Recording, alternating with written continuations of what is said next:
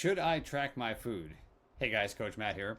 So let's answer this question today. Should I track my food? Let's dive right into it. First thing about this question is I have some questions for you. Okay. Number one thing you want to think about is what is the purpose of tracking your food, right?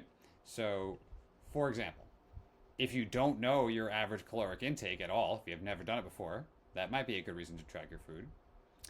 If you don't know anything about the quality of your nutrition, right? Like, are you eating the right mixture of, for you, of macro and micronutrients? Macros being protein, carbs, and fat.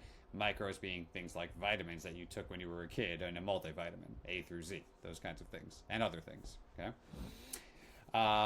Another good question to think about if you're considering tracking your food is, are you testing out a new change, a new protocol? Are you making a change? Maybe you've done this before, but maybe you want to make a change so that you can get some desired result, like weight loss or muscle building, right? Or even just maybe gastrointestinal discomfort, like trying to find out if a higher fat diet works better for you or a lower fat or higher carb or more balance or any of those things, right? So if you're going to be testing a change, it might be a good time to do some tracking, okay? Now, there are other things that we want to talk about when we're that we might want to track, not just food, such as exercise, sleep, daily habits, and body composition. I'll get back to those more later. So I think the point is that in this video, when considering whether or not to track something, consider, that you may want to track some of these other things as well. Okay? Now, let's talk about how you might be tracking your food if you're going to proceed with this. So there are many options, as you see here. There are apps. Okay, some of the ones that I've used with myself and clients in the past would be Snap Calorie, Joy, MyFitnessPal, Chronometer, and these all have pros and cons. They have different features. Some are easier to use than others. If you'd like a breakdown on this, just shoot me a comment and I'll help.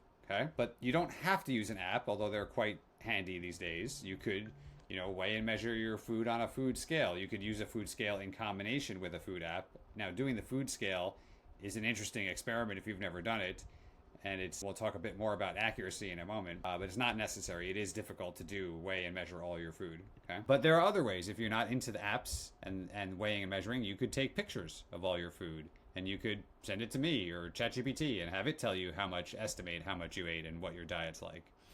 Or you could go digital notes and just keep a log or document like a Google Doc or a spreadsheet. I've done that as well with clients. So any of the above works. Really, it depends on what you're going to stick to and the desired result you want to get. And you could also, of course, go old school pen and paper. Okay. Let's talk about some of the myths and pitfalls about tracking your food. Okay. It is not 100% accurate. Even if you use an app and a food scale, it's never going to be 100% accurate for many reasons that would make this video too long to explain them all. But you're going to figure that even if you're a well-intentioned, even if you have the highest intentions and you're very disciplined and diligent about it, there's still going to be a plus or minus, in that case, at least 10% error rate, plus or minus, on any given entry or day. And in most cases, the error rate is closer to 20%, plus or minus 20%, because there's estimation and variance in the packaging and all the labeling and all other many, and even we're not even talking about absorption, right? So in other words, just a quick aside, but if I have an apple, two almost identical apples, and I eat one and you eat one, I may not absorb the same number of calories as you absorb. So there's always going to be a variance. Now that's okay, but because I think if you do it consistently, tracking, right, then it's like getting on the scale every morning. Your scale may not be scientifically perfect, but it's enough information, good information for you to take action on, generally speaking, when done properly. Okay, a couple other things. It's not easy to do, okay? So that's why most people don't do this forever, right? Usually the duration is going to be a couple of weeks, maybe a couple of months, but typically not forever. Think of it like training wheels on a bike, okay? You're going to miss things. There's just going to be times that like you grab something and you don't log it, or you're out and you forget, all right? And so, even the most well-intended person is most likely going to miss things, okay? And also a pitfall to watch out for is that tracking your food can add stress to your life and even lead to potentially disordered eating behaviors, especially if you're predisposed to those kinds of things or have a history of those kinds of things. And there's nothing wrong with that. That's okay, but you need to be aware of this. Tracking your food can be a slippery slope for some people. Okay? So let's close this video out with some recommendations for each category that I've mentioned, right? So for food, I would say, yes, if you've never done it before, it's a great thing to do at least once in your life for a week or two. Yes, if you're going to be planning to make a significant change, you should always measure a significant change so that you can see if you're getting the result and effect that you want to achieve. I would say no if you're predisposed to disordered eating. There are other ways to keep an eye on, to stay in balance and get, maybe depending on what you want, there are other ways to achieve that than making your disordered eating potentially worse by feeling like you have to track everything. And I would say no if it's interfering with your relationships, right? So if you can't go out to dinner or sit down at the table with your family without, weighing everything, if you can't get all of your food tracking done without having a normal dinner with your family or friends, then that's a problem. So no if it's going to interfere with your life.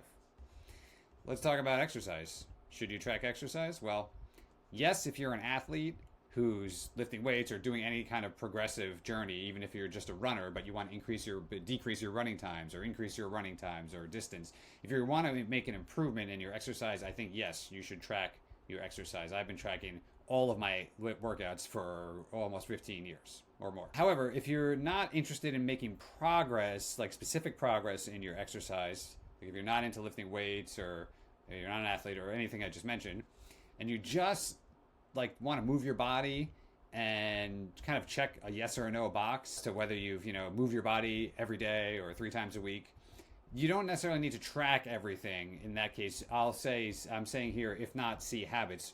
There's another way to do that, a simpler way to do that than keeping a log, a detailed log. So sleep. Let's talk about sleep. Should you track your sleep? Well, if you can afford a sleep tracker, like a Whoop or a smartwatch or one of those other devices, yes, because the data is super valuable. I'll probably make another video about this. And yes, also, at minimum, I think everyone should use the free options that are available to them in their phone. You have a built-in, it may not, give you your HRV and your REM stages of sleep and all that stuff, but you at least in your phone have some free options to get an idea of your sleep schedule, right? How many hours you've been in bed, and when you're going to bed and when you're waking up. That's important information. And no, you should not pay attention to that at all if you don't care about your health. I'm being serious about that. That's how important sleep is. So I will do another video about that. What about other habits, right? Like, I don't know, did I journal today? Or did I move my body for 20 minutes today? Yes, there are habit tracking apps of all kinds that are free. I use one that you should use if you need some accountability and reminders for this, right? So if I want to journal at least once a week, then I have a little reminder on my phone that says, did I journal yet this week? And it pops up and I check it yes or no. So that's a simple way to track some of the exercise I mentioned above for beginner level goals. Just doing the thing or not. Okay? And no, you don't need to track your habits if they're on automatic pilot, right? So if you journal every day no matter what, then you've been doing it for 10 years, you probably don't need to track that, okay? And body composition, last one, recommendations on tracking body comp. Yes, if getting on a scale, like a digital body fat scale that measures your body comp as well, doesn't freak you out, then yes. How often? Well, as often as it doesn't freak you out. I go on the scale every day, but I have many clients that do it once a week or once every other week. So, just be mindful of your emotional state around measuring your body comp. And so I'm saying, no, don't bother tracking your body composition on a scale on your own if this causes moderate or high anxiety, okay? There are other ways to do that. Maybe you have a coach, or you can just kind of look at your body shape or your clothing size and how they fit. There's other ways to make sure that you're staying fit without making yourself anxious about it. Okay, so in closing, I hope you found this video helpful about whether or not you should track your food. If you need help with any of these things and you're a guy, check out the link in my bio and hop into the Vital Men's Club. I can help you personalize all of these things. We have lots of guys in here doing this kind of stuff, and they do it for as long as they need to and not any longer. Thanks.